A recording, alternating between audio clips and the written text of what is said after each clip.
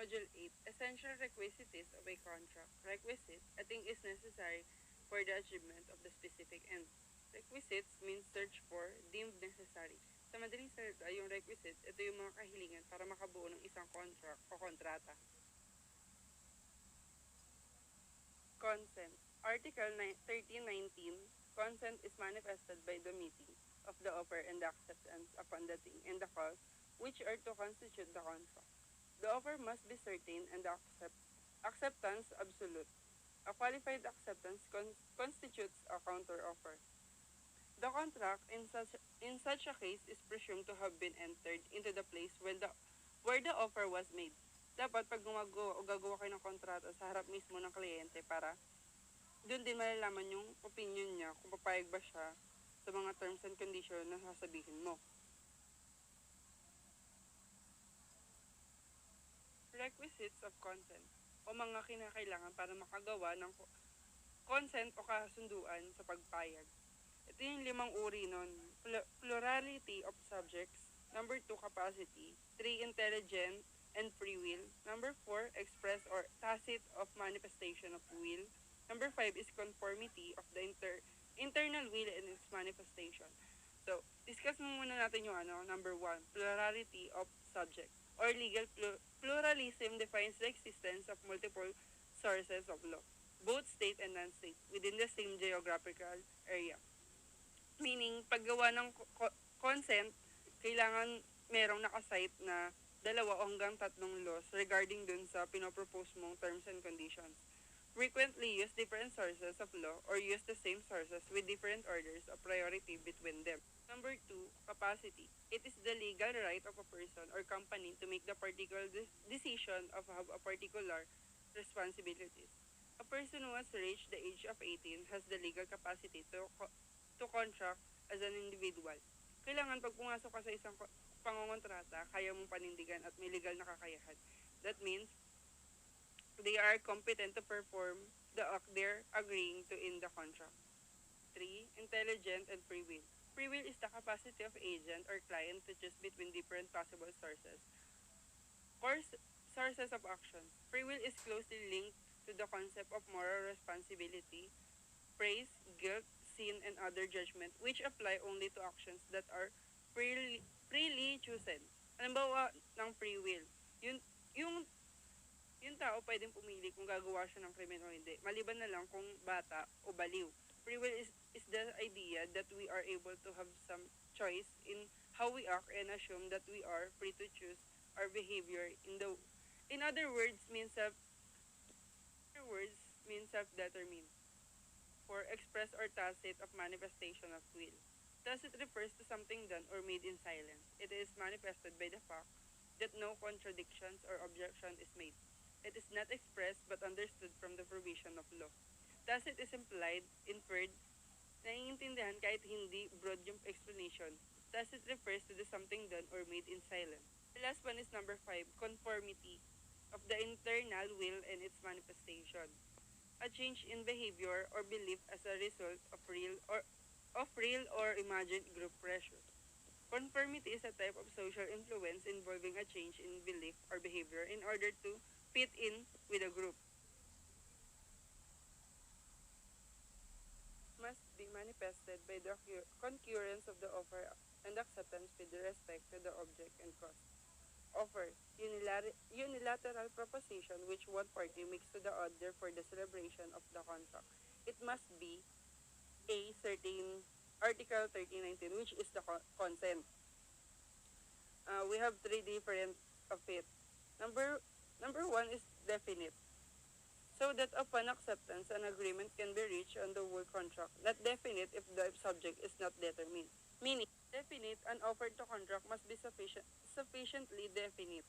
The terms of the offer must be sufficiently specific to allow the offeree to understand and accept the offer. Number 2 is the complete, indicating with the insufficient clearness the kind of contract intended and definitely stating the essential conditions of the proposed contract as well as the non-essential ones desired by the offerer. Meaning, dito dapat kompleto. Dapat naka-indicate yung kailangan at importante sa kontrata. The last one is intentional. Should be serious and nor made for fun or in jest. Ito yung kontratang ma-offer mo, kontratang ino-offer mo na dapat hindi ginagawang biro.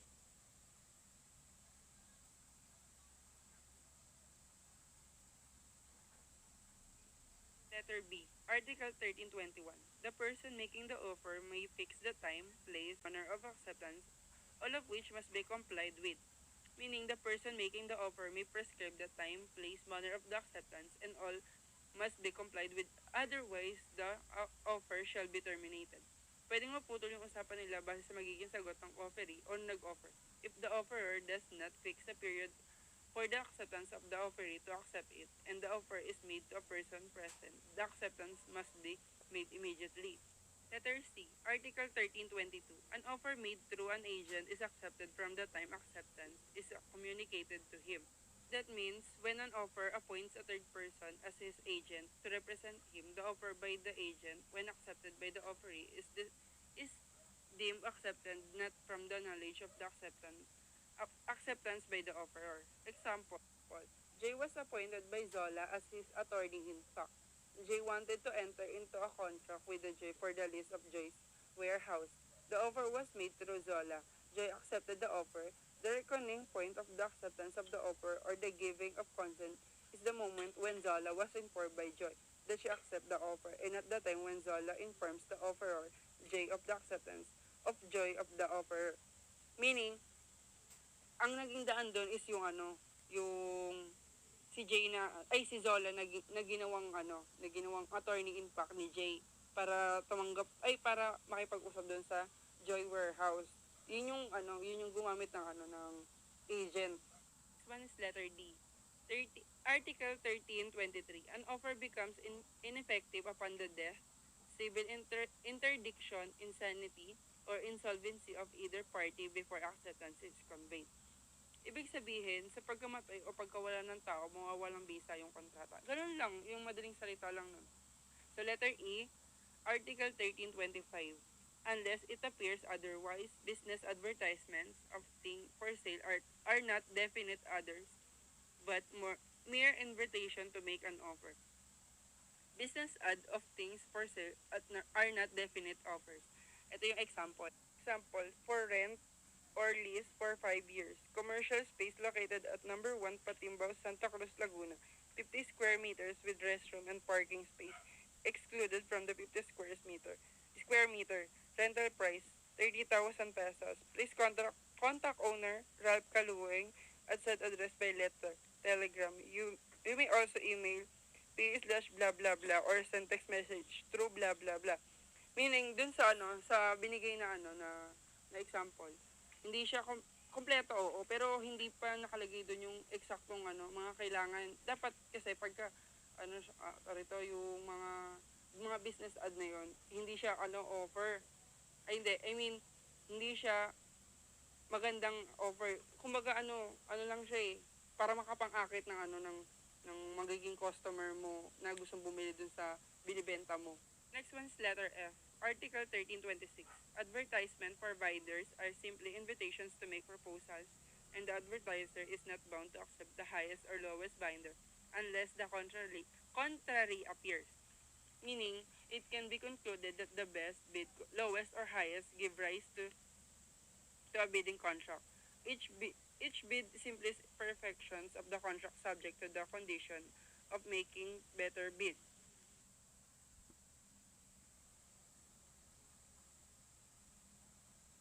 Dun sa offer is yung acceptance. Unaccepted offer does not give rise to a consent. Contract is perfect when the offerer or counter-offerer learns about the acceptance.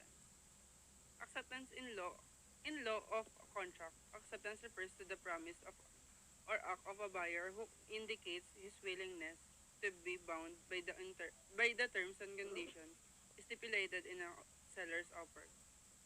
Yung acceptance is sa pinaka-importante sa isang deal kasi pag di tinanggap na kausap mo yung mga pinag-usapan nyo, wala kayong deal. So mababaliwala lang yung mga usap-usap na ginagawa nyo. A, must be absolute. Article 1319. 1319, ibig sabihin yung consent. Absolute means perfect in quality or complete. So, ibig sabihin, kabilang pa rin yung consent, nabibilang pa rin yung consent doon sa, sa acceptance. So, letter B, kinds of acceptance. Ito na. Parang dyan tatlo. Yung una is express, Article 1320. It is an acceptance may be expressed or implied when its simplicity made in writing or verbally. So, ibig sabihin, yung express, doon lang papasok yung tinanggap mo siya, nakikita ka niya, yung sinabi mo eksakto. Halimbawa, sabi niya sa'yo, payag ka ba? Umuo ka. Ganun, acceptance yun. Ikaw mismo, sa'yo mismo nanggaling yung ano. Yung pangalawa naman is implied. Article 1320. Arise from acts or facts which reveal the intent to accept, such as the consumption of the thing sent to the offeree or the fact of immediately carrying out the contract offered. Meaning, indicated or suggested within indirectly or explicitly stated, tacitly understood or hindi sinasabi ng direkta pero naiintindihan sa action. Yun, na-discuss na kanina yung tacitly understood. Explain ko lang din dito ng broad. Ibig sabihin ng tacitly express yung hindi mo sinasabi pero naiintindihan through your actions. Ito yung example ng itong tacit ay implied. Example lang yun, when a person look at his watch and yawns multiple times as you are talking, this is an example of situation where boredom is implied adjective. Ibig sabihin, di ba, pag nagkukwento ka tapos kinukwentuhan mo, humihikab-hikab na. Ibig sabihin, naboboard na siya doon sa kinukwento mo. So, ang dating na nun, parang wala na siya pake, tumigil ka na, ganun. The third one is the qualified, Article 1319. So, syempre, 1319, consent na naman yun. Not an acceptance, but constitute a counter-offer. Qualified acceptance is a type of acceptance where the acceptance is subject to a condition. It is a sort of counter-offer. Counter-offer means an offer that is made in response to do another and that has additional in different terms. Tapos pag gumamit ka ng counter-offer according is in law, ibig sabihin hindi ka pumayag, considered yun as a rejection. Additional information to dun sa qualified acceptance, Article 1319. Ito yung example. Raj asked Darren this question. Do you agree to buy my bicycle for 8,000 pesos? Darren answered Raj, said, yes, I agree. Here, the offer of Raj to sell his bicycle to Darren is certainly an acceptance of Darren to buy the bicycle is absolute, plain and unconditional. Ito yung qualified acceptance niya. In the preceding illustration, supposing Darren, instead of agreeing to pay Raj 8,000 pesos for the price of the bicycle, proposed to pay only 6,000 to Raj. Was there a valid acceptance? No. The proposal of Darren to Raj to pay lesser of amount constitute a counter-offer. If Raj accept the counter-offer of the 6,000 instead of 8,000, the contract between them is perfected. Oo, perfected siya kasi kung papayag nga naman yung nagbebenta na tanggapin yung in-offer bigla nung pinagbentahan niya, nagagawin na lang daw 6,000 which is dapat 8,000. So, yung pinapakita doon, sabi dito nga 'di ba sa considered na yun as a rejection. Kung babaguhin niya yung unang in-offer tapos papalitan ng gusto niyang presyo.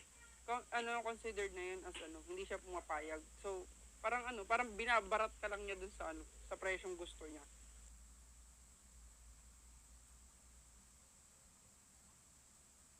Lang. So, letter C, if made by letter of telegram. Article 1319. Acceptance made by letter or telegram does not be the offer except from the time it came to his knowledge. Ito yung may apat na may theories ditong apat.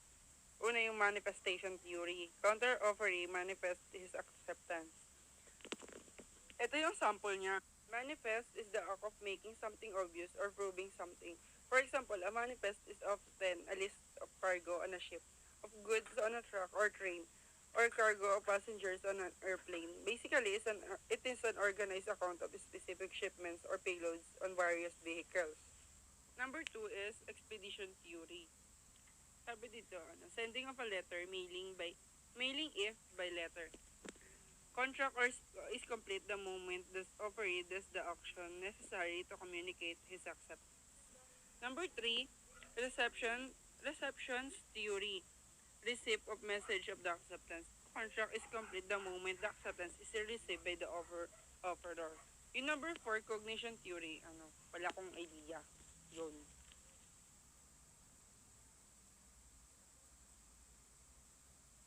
Letter D.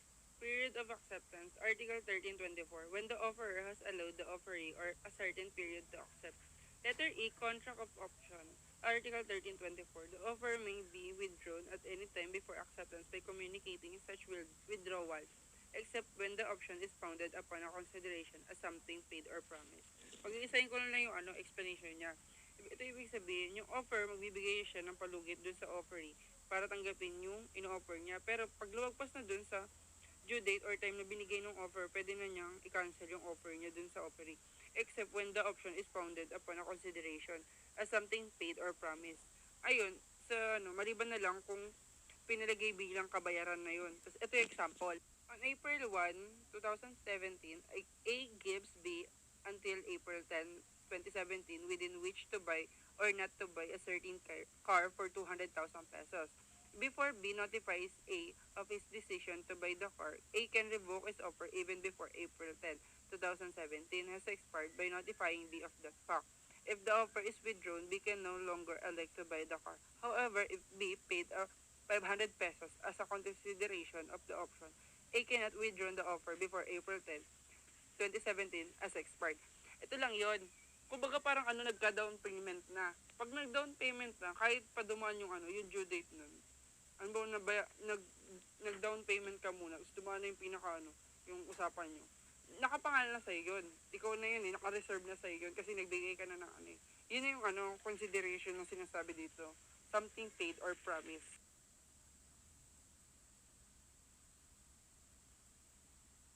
Number 2, necessary legal capacities of the parties who cannot give consent. Ito yung mga hindi po pwedeng magbigay ng consent sa kontrata. According to Article 1327, these are the following who cannot give consent to the contract. Number 1 is unemancipated minors, meaning not free, such as minor who is not yet free from the care of and custody of parent control due to being underage, of majority, unmarried, not in military service. Pero pagka 18 ka na, pwede ka nang pumasok sa pangongontrata. Number 2 is insane or demented person. Ito yung mga nabaliw, may mga sakit sa utak, ganun. Tapos yung pangatlo is yung deaf mute o who do not know how to write. Meron kasi may mga deaf or yung mga hindi mga bingi. Yung deaf mute, yun yung mga bingi. Mga bingi na hindi pa mga bingi tas hindi pa marunong magsulat. Hindi sila pa pwede pumasok sa isang pangongontrata. However, a contract entered into by deaf mute who do not how to read is valid. Ibig sabihin pagka bingi ka pero marunong ka magbasa. Yun. Pwede naman yun, pwede ka makapasok sa pangongontrata. Kasi when offer and or acceptance is made during a lucid interval is valid. Lucid interval refers to a brief period during which an insane person regains sanity that is insufficient to regain the legal capacity to contract and act on her behalf. Ibig sabihin, meron siyang merong nagagay dun sa taong yun. Para kasing yung regain daw, di ba, regain. Parang bumalik ka sa tamang pag-iisip bigla. Pero syempre, dapat may guide pa rin yun ng sa nakakatanda sa'yo. Yung number 2 is state of being intoxicated under influence of alcohol. Ano naman siya? Voidable. In state of drunkenness, voidable, utter want of understanding. Yun, syempre, hindi naman hindi accepted yun. Yun. Kasi nakainom pa. Tapos, person under or open to influence of hypnotism. Yun, hindi siya, isa rin yun, during a hypnotic spell. Voidable, utter want of, yun, ganun din siya. Hindi rin siya, hindi siya accepted. Furthering na tayo. The consent must be intelligent, free, spontaneous, and real. Article 1330, a contract where consent is given through mistake, violence, intimidation, undue influence, or fraud is voidable. So, kung yung consent, o kontrata ay nibigay dahil lang sa pagkakamali, pang-impluensya o karahasan, at pandaraya ay maaaring mabaliwala. Siyempre, mabaliwala talaga yan, kung gagawin mo siya ng hindi naman nadaan sa tamang law. Ito yung mga vices of consent. Mistake. A wrong or false notion about such matter, a belief in existence of some circumstances, fact or event which in reality does not exist. Yan, substantial mistake and not merely an accidental mistake. Simple mistake of account shall give it rise to its correction. So, ibig sabihin, syempre, pag nagkamali, kailangan maano mo siya kagad, makorek mo kagad siya para hindi na lumaki yung pinaka problema. Kinds of mistake. Number one is mistake of facts, generally not a ground for annulment of contracts. Arise when a criminal defendant misunderstood some facts that negates an element of crime. Example, if an individual is charged with larceny ibig sabihin unlawful taking or theft of the personal property of another person or business, but believed that the property he took was rightful his. This misunderstanding negates any intent to deprive another of the property. Number two, error of the law. As to the existence of a legal provision or to its interpretation or application. The equation of the normal probability curve to which the accidental errors associated with an extended service of observation tends to custom. Error of law, also called as normal law of error. Kasi naman tayo sa general rule. Yung general rule dito is ignorantia legis neminen excusat. Ibig sabihin, ignorance of the law excuses no more. No one.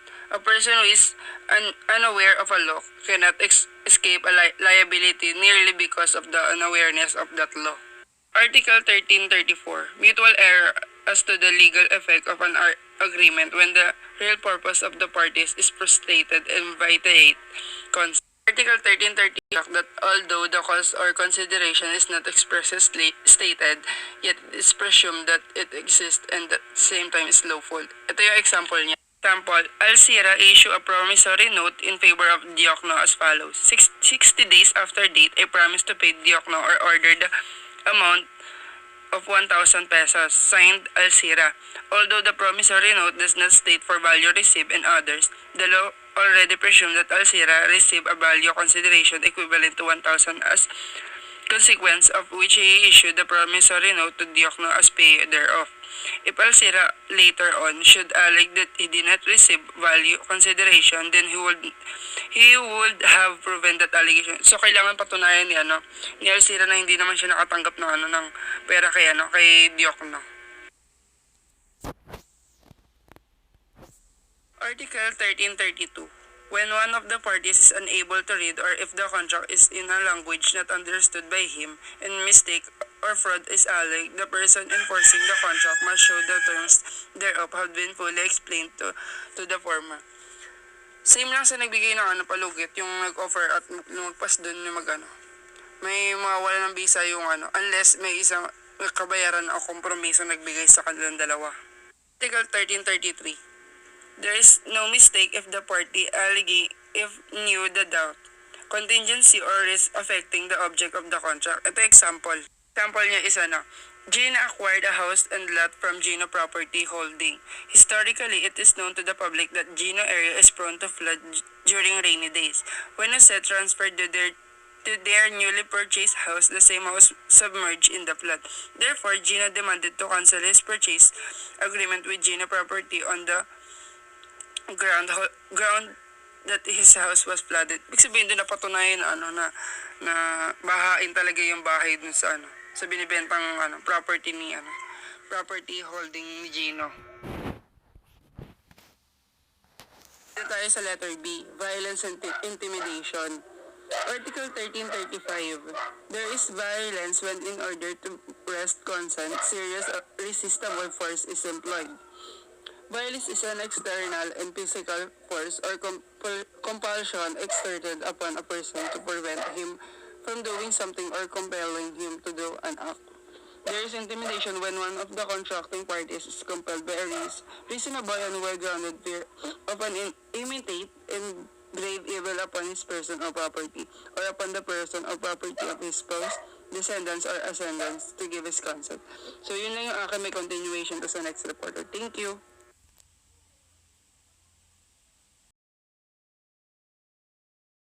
Good morning, sir. Good morning, classmates. So, my topic for today is about kinds of fraud.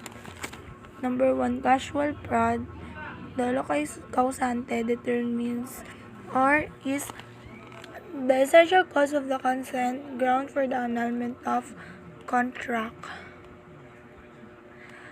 Court of Appeals, casual fraud was defined as a deception employed by one party prior to or simultaneous to the contract in order to secure the consent of the others.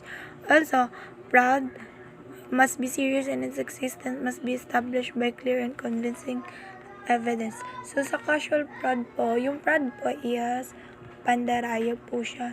So, dito, malalaman mo rito yung dahilan nung consent ng tao. Tapos, parang bago ka bagbagay ng opinions mo or bago mo parang ibigay yung contract mo doon, kagaya ng sa Court of Appeals, kailangan muna ng contract doon sa isyong yon kasi nakalagay dito ground for the annulment of contract. Kung alimbawa magpapano ka ng annulment, kailangan mo ng kontrata. And also, kailangan din, ma-establish mo ng maayos at the same time, ma-convince mo sila dun sa evidence mo. So, next dito is yung incidental fraud.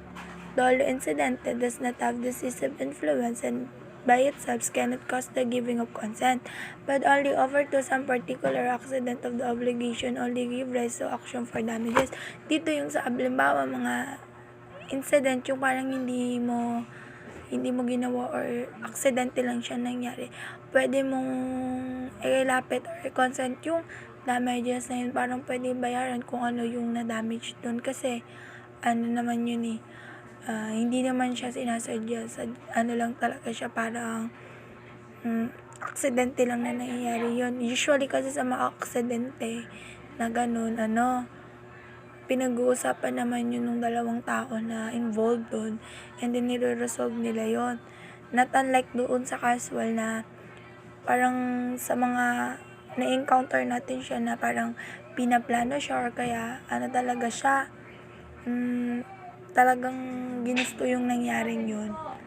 Tapos ditong example ng casual fraud tsaka ng netong incidental fraud. Dito, sabi dito, sa dolo causante nature niya, it is the efficient cause of the giving of consent to the contract. Sa dolo incidental, not the efficient cause. So, sa dolo causante, kumbaga yung cause nung isang bagay na yun ay binibigay mo ng consent dun sa contract. Dun sa dolo incident, hindi. Tapos yung sa dolo causante is yung effect niya is it renders the contract voidable. Yung contract niya parang voidable siya. Tapos ayun, parang parang may consent sa'yo. Tapos yung dolo incidental, it does not affect the validity of the contract. Contract remains valid. Ayun, yung kontrata nyo up until the end, valid siya dun sa dolo incidental. Tapos sa remedy naman niya, annulment with damage. So, ibig sabihin, yung kumbaga yung annulment ninyo is may sira na siya. So, parang malabo na talaga siyang bumalik sa umpisa kasi meron ng damages while doing that that case or yung ginagawa pa yun. So, sa dolo incident, remedies claim for damages only. So, i-claim mo lang yung na yun, yung remedy mo na yun for lang yung cost niya is damages lang only. So, yun yung pagkakaiba nilang dalawa. So, ulitin ko, yung dolo causante is parang yung casual na pandaraya ng isang tao. Tapos yung dolo incidental or yung incidental fraud, yun yung mga usually na incidental lang or accidental lang, kumbaga. Incidental fraud only obliges the person employing it to pay damages. So, parang kanina nabanggit ko rin siya dun sa Article 1344 Part 2 incidental fraud na yun nga, ang inoobliga lang ng tao is bayaran yung na-damage lang niya kasi nga incidental lang naman yun. Next, Article 1339, failure to disclose facts when there is a duty to reveal them, as when the parties are bound by confidential relations constitute fraud. Meron ditong explanation na kung saan failure, sabi dito, neglect or failure to communicate or discuss that which a party to a contract knows and ought to communicate constitutes concealment. Concealment is equivalent to misinterpretation or false representation. So, yung concealment, ito po yung, ang equivalent nun is yung misinterpretation natin at yung false representation nun. Injured party may rescind or annul the contract whether the disclosures of fact is intentional or unintentional, as long as it is a duty to reveal them when it is misleading or deceiving to a party entering into the contract. So, parang kung may contract kayo, tapos kung intentional mo man yung ginawa, unintentional mo yun ginawa, and yun yung duty mo na sabihin yun sa kanila. So, may example dito which is A and B are partners engaged into real estate business. A has sold a parcel of land to C for a higher amount without the knowledge of B, the said parcel of land owned by the partnership. In this given example, A is guilty for fraudulent concealment because he was under the duty to make disclose of the facts. So, ibig sabihin, parang meron nga silang partner ni A at saka ni B. Tapos, parang siya lang yung, si A lang yung, kumbaga, nagdesisyon regarding doon na ibenta kay C. Yun. So, parang kumbaga, siya yung sinasabi na parang pasok dito sa Article 1339. Kasi hindi siya yung responsible dapat doon. Kasi dapat silang dalawa ni A at saka ni B, yung doon, partner sila noon. Tapos, yung pala sinold lang niya yun kay C. So, ayun. So, dapat sinasabi dito, dapat, sa contract ng dalawa, if dalawa kayo doon, dapat, dalawa rin kayo doon na magsusold doon sa company na gusto nyo isold parehas. Kumbaga, dalawa kayo mag-disclose noon. Article 1341, mere expressions of an opinion does not signify fraud unless made by an expert and the other party has relied on the former's special knowledge. So, dito, yung sa expression natin or yung opinion natin, hindi naman daw yun pasok sa fraud. Unless daw, kumbaga, ginawa ito ng experts. Tapos, yung parang kalaban natin, nagkaroon or meron silang parang special knowledge regarding dun sa bagay na yun. Parang kumbaga pinlano no yun or gawa yun ng expert, tapos parang nalaman nila, nagkaroon ng butas na nalaman nila yung regarding doon. Parang doon lang magkakaroon ng conflict. Sige, misrepresentation na. Article 1342, misrepresentation by a third person does not vitiate consent unless such misrepresentation has created substantial mistake and the same is mutual. So, ayan. Yun dito, sa misrepresentation, di ba? Alam naman natin yun. So, parang third person point of view to. And, nakalang papasok yung misrepresentation niya. Kung nagkamaling substantial niya, and parang sa iba ganun din, mutual din na nangyari yung ganun, na nagkamali. Article 1343, misrepresentation made in good faith is not fraudulent but may constitute error. So, yung misrepresentation daw, ginawa siya or parang nangyari siya into good faith. Kumbaga, nakatada na siya into a good way. Tapos, hindi siya fraudulent. Pero, sa constituent natin, pwedeng magka-problema siya. Article 1344 Part 2, Incidental Fraud only obligate the persons employing it to pay damages. So, dito, pasok yung incidental fraud.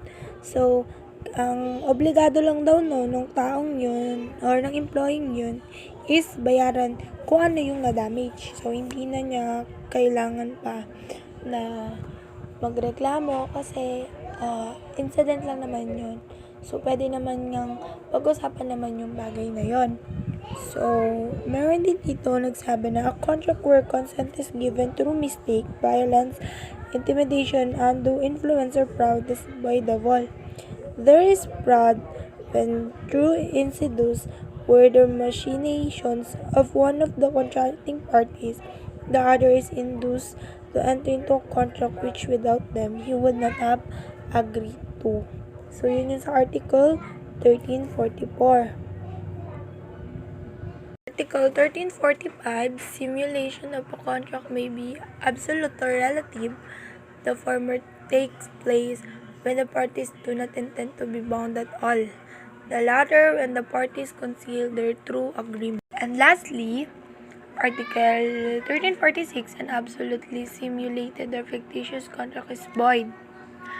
A relative simulation when it does not prejudice a third person, it is not intended for any purpose contrary to law, moral, good customs, public order, or public policy binds the parties to their real agreement. So, yung dito, magkakaroon lang ng visa yung kontrata nyo kung halimbawa,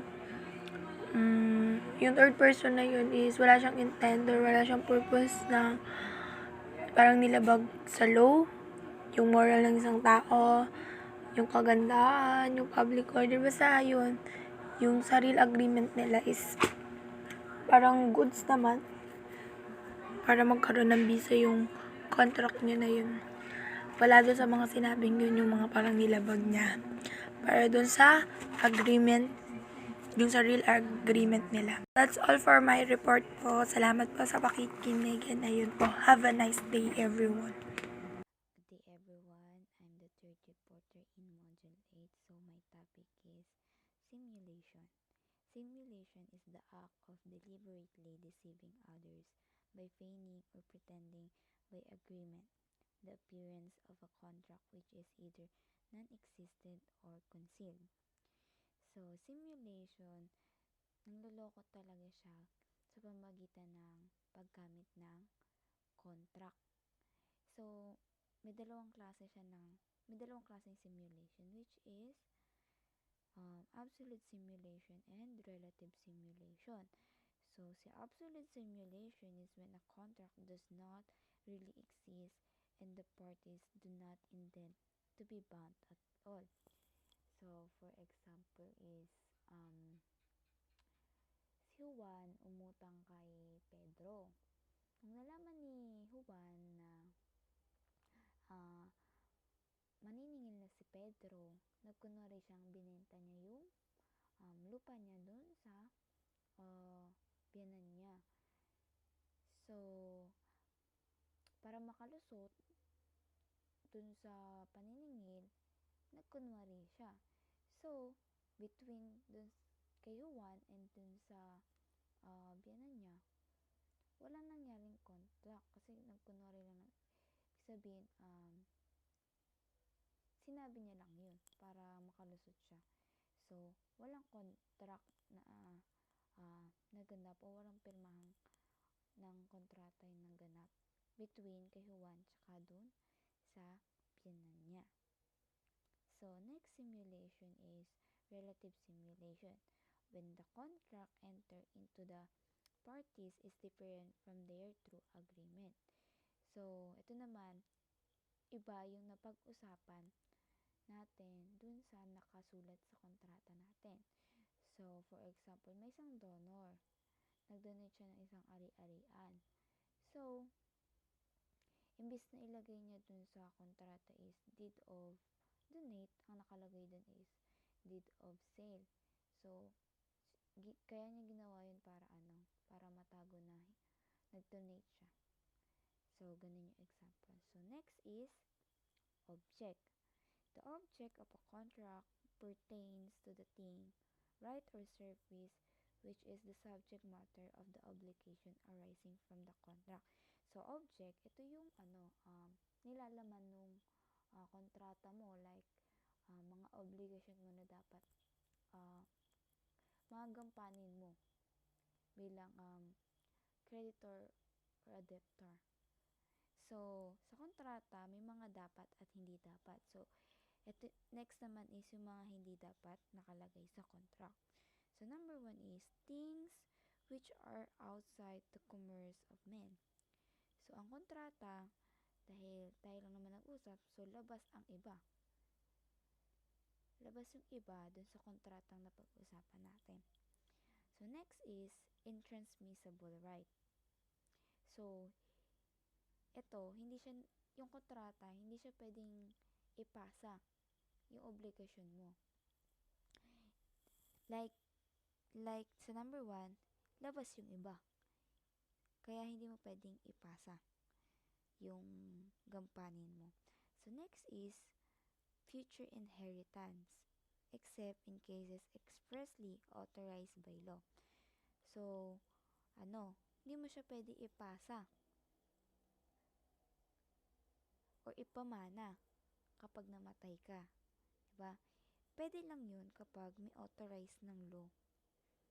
Yun, pwede mo siya ipamana.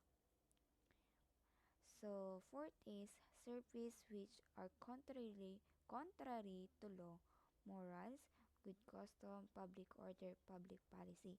So, if merong labag dun sa nilagay natin, dun sa contract, so, pag labag yun sa law, syempre, hindi magiging valid yung contract natin.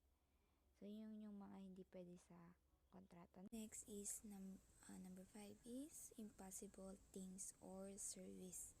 So, dito naman, syempre hindi tayo pwede maglagay sa isang contract na mga imposible like umutang ako kay Pedro ng 1 million. Tapos si Pedro, nilagay din na obligation ko dapat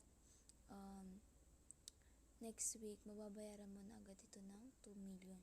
Diba? Syempre, imposible yun. So, next is objects which are not possible of determination as their kind.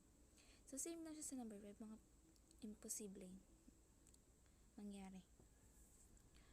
Okay, next is cause or consideration. The cause or consideration of a contract is the immediate, direct, and most proximate reason which explains and justifies the creation of the obligation. So, dito naman sa cause and consideration, ito naman yung mga reason or purpose bakit ka papasok sa isang kontrata. Like, for example,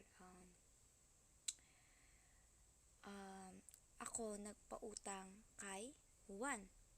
So, napag-usapan namin na gagawa kami ng kontrata. Ilalagay namin doon. Kaya kami gumawa ng kontrata para mailagay namin yung mga obligasyon namin sa pagiging creditor and debtor. So, yun yung cause and consideration. Yung mga nilalaman, yung mga reason mo. Ayun. So, to support, meron siyang supporting article which is Article 1350. In one ruse contracts, the cause is understood to be for each contracting party, the prestation or promise of the things or service by the other, and remuneratory ones, the service or benefit which is remunerated, and in contracts of pure beneficence, the mere liberality of the benefactor. So, according to 1351, the particular motives of the parties in entering into a contract are different from the cause thereof. Yes, magkaiba si motives and cause. Kasi si motives, It is the purely personal or private reason which a party has in entering into a contract. So, personal. Like for example is, ayun, like dun sa example natin kay cause or consideration is, yung nagpautang ako kay Juan.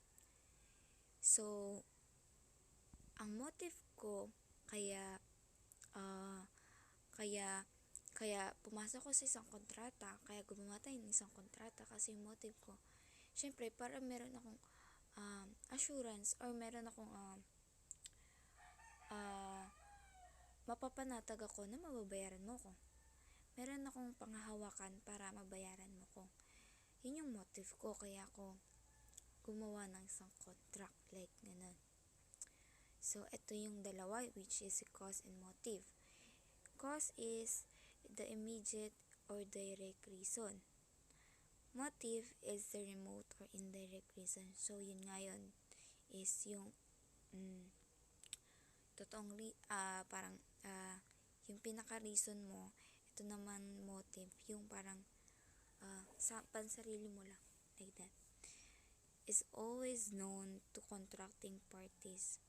Siyempre, alam dapat ng parties yung kontrata mo. Yun yung cause. So, sa motive naman, maybe unknown. Siyempre, ikaw lang na, personal mo nga eh. Siyempre, ikaw lang nakakalam mo. Is an essential element of a contract. Is not an element of a contract. The illegality of the cause affects the validity of a contract. Siyempre, pag may mali dun sa kontrata natin, pareho tayong may epekto. Hindi magiging valid din yung ating kontrata. So, sa motive, the illegality does not render the contract void. Siyempre, dahil nga sa personal lang yung motive or yung nasa isip ko lang naman yung motive ko, syempre hindi naman nun maapektuhan yung kontrata natin kasi nga pansarili ko lang naman yan. So next is requisite of the cause or consideration of the contract. Ito naman yung mga nakapaloob kay cause and consideration. Number 1 is cause should be inexistent at the time of the celebration of the contract. Article 1352, contracts without cause or with an lawful cause produce no effect whatever. The cause is unlawful if it is contrary to law, morals, good custom, public order, or public policy.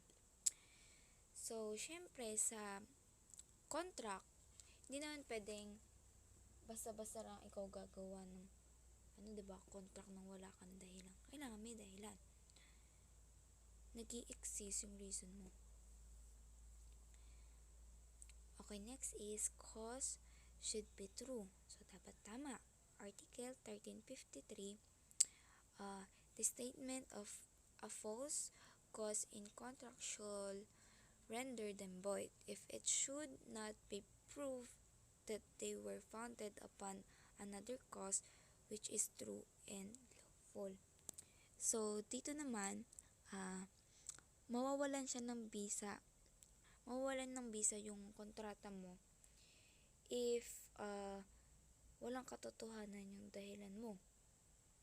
Kaya kailangan talagang nag-i-exist at totoo yung reason mo kung bakit ka pumasok ng isang kontrata. Last is cause should be licit or lawful. Article 1354, although the cause is not stated in the contract, it is presumed that it exists and is lawful unless the debtor proves the contrary. So, sabi dito, kahit hindi naman nakalagay siya sa kontrata yung mga dahilan mo, at least nasa sa batas siya, may valid siya, so mapapanatag ka na mababayaran ka kasi valid yung inyong kontrata. So that's all. Thank you for listening.